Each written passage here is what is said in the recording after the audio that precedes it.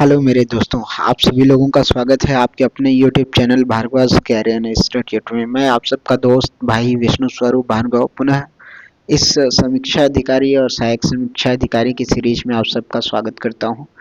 आज हम लोग एक ऐसे मिसलेनियस टॉपिक पे डिस्कस करने वाले हैं जहां से सदैव लोक सेवा आयोग 1 से 2 प्रश्न पूछता है और हमें वो चीज़ जो मिसलेनियस जीएस में है, सामान्य ज्ञान में है, वो मिस हम कर जाते हैं।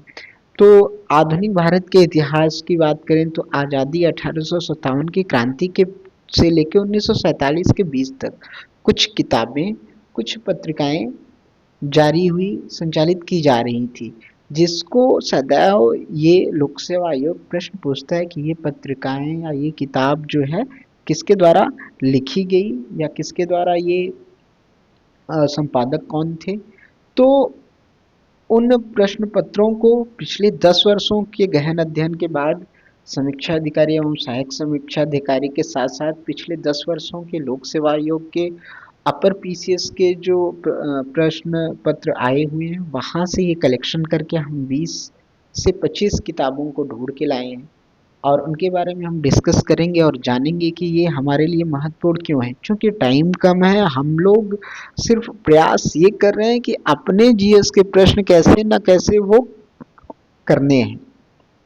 तो साथ हम दोनों का, हम सबका एक साथ चलते हैं और बहुत आगे तक चलते हैं। तो स्टार्ट करते हैं। सबसे पहली किताब लीडर, जो कि मदन मोहन मालवीय जी के द्वारा लिखी गई है। ठीक है, ये इसके संपादक रहे हैं। हिंदू पैट्रियट की बात करें तो हरिश्चंद्र मुखर्जी, कई बार पूछा गया हिंदू पैट्रियट। तो भारतीय द्वारा लिखा गया पहला अंग्रेजी अखबार था ये। हिंदू पैट्रियट जो था हरिश्चंद्र मुखर्जी जी द्वारा संपादित प्रथम अंग्रेजी अखबार था। ये बात आप जान लीजिए। उसके बाद वंदे भारत की बात करें तो बहुत सारे प्रश्न वंदे भारत पत्रिका से पूछे गए हैं। कौन इसको संपादित करता था, कौन सी भाषा में था, साप्ताहिक था कि दैनिक था। तो वंदे भारत अरविंद घोष जी द्वारा संपादित पत्रिका होती थी, जो कि अंग्रेजी लैंग्वेज में होती थी, अंग्रेजी भाषा में होती थी, जो कि साप्ताहिक निकलती थी। हर सप्ताह में एक बार जो है ये पत्रिका आपकी निकलती थी। आगे हम चलते हैं। नेशनल हेराल्ड, ये पंडित जवाहरलाल नेहरू जी द्वारा संपादित थी। इन्हीं के द्वारा एक और पत्रिका थी कौमी आवाज, इसका भी संचालन किया जाता था। संदेश वाहिनी की बात करें तो के रामकृष्ण पिल्लई साहब द्वारा ये संपादित की जा रही थी। इंडिपेंडेंट की बात करें तो मोतीलाल नेहरू जी के द्वारा। देखिए यहाँ जितनी किताब है, मैं किसी भी किताब या किसी भी पत्रिका या किसी भी अखबार को मैं नहीं कहूँगा कि ये मोस्ट इम्पॉर्टेंट है। ये सारे अपने आप में मोस्ट इम्पॉर्टेंट है। हमेशा ये रिपीटेड लोक सेवा आयोग के प्रश्न पत्र में देखने को मिलते हैं। साथ साथ अधीनस्थ आयोग के जो भी एग्जाम ग्रुप सी लेवल के होते हैं वहाँ भी ये सब रिपीटेड प्रश्न आपको देखने को मिलते हैं। तो समस्त ये सारे आपको याद करने हैं और किसी भी माध्यम से एकदम दिमाग में बैठा लेना है। तो इंडिपेंडेंट की बात करें तो इंडिपेंडेंट जो आपकी पत्रिका थी वो मोतीलाल नेहरू जी के द्वारा संपादित की जा रही थी।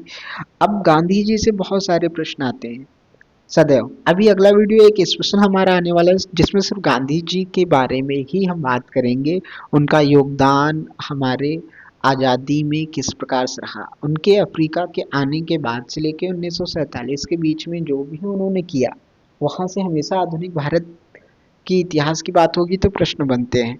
तो वो हम डिस्कस करेंगे, लेकिन इन पत्रिकाओं वाली सीरीज में देखते हैं। गांधी जी जो पत्रिका एक लॉन्च किए थे वो हरिजन नाम से आता था, एक यंग इंडिया नाम से इन्होंने जारी किया था और एक संपादकीय इनका नवजीवन नाम से होता था।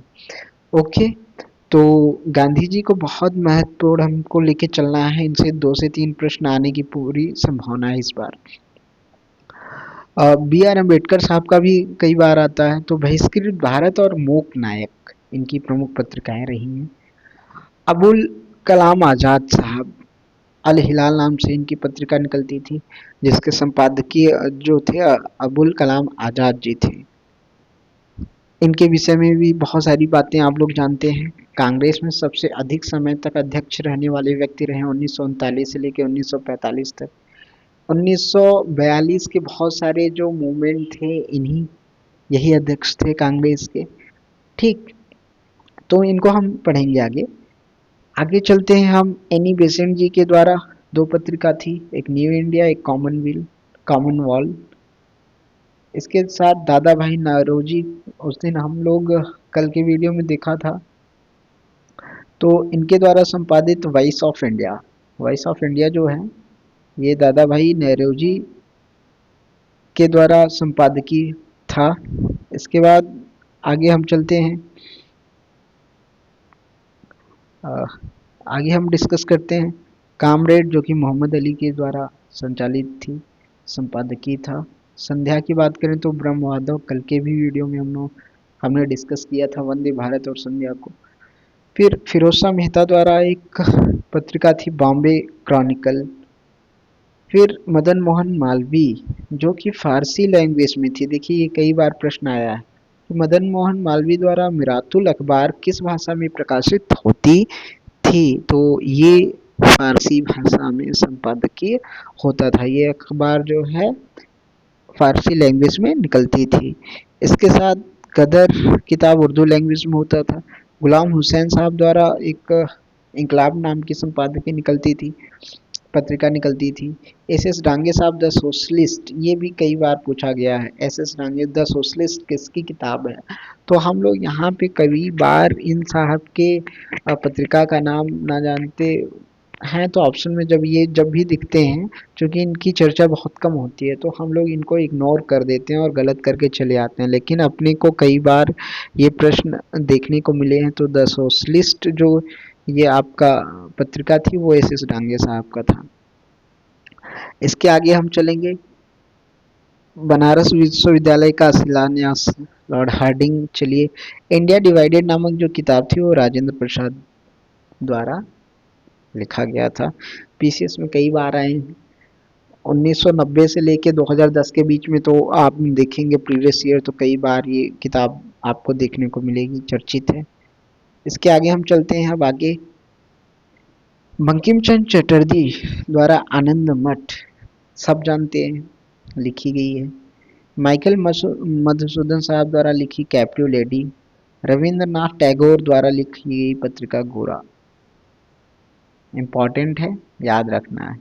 सरोजनी नायडू के द्वारा ब्रोकन विंग्स।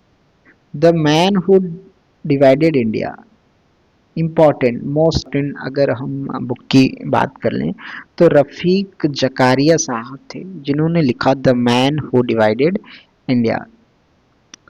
ये फ्रीडम एट मिडनाइट, अभी एक आप लोग अगर करंट की बात करें तो सोनी लिव पे एक वेब सीरीज आई है फ्रीडम एट मिडनाइट, ठीक है, सबने बहुत पसंद किया है। उसमें आज़ादी के कार्यकाल में जो घटनाएं घटित हुई है उनसे संबंधित एक वेब सीरीज बहुत शानदार बना है, ठीक है। उस ये जो एक बुक पे डिपेंडेंट बुक पे बनी थी, तो इसके राइटर जो हैं आपके Larry Collins and Dominique Lapierre ji थे। इसके आगे India from Curzon to and after, इसकी बात करें तो ये दुर्गादास जी ने लिखा है। हम जानते हैं कर्जन 1905 में जो था बंगभंग के टाइम यहाँ का गवर्नर जनरल रहा, ठीक, उनके कार्यकाल और उनके बाद के कार्यकाल के बारे में जानकारी जो है इस किताब से अपने को मिलती है। तो मित्रों ये 20 से 25 जो आपके ये पत्रिका और अखबार और किताबों के बारे में हम लोगों ने डिस्कस किया। आप स्क्रीनशॉट लेके एक अपने हैंडमेड नोट बनाइए और रोज 1 से 2 बार देखिए, ये सब एकदम दिमाग में फिट हो जाएंगे।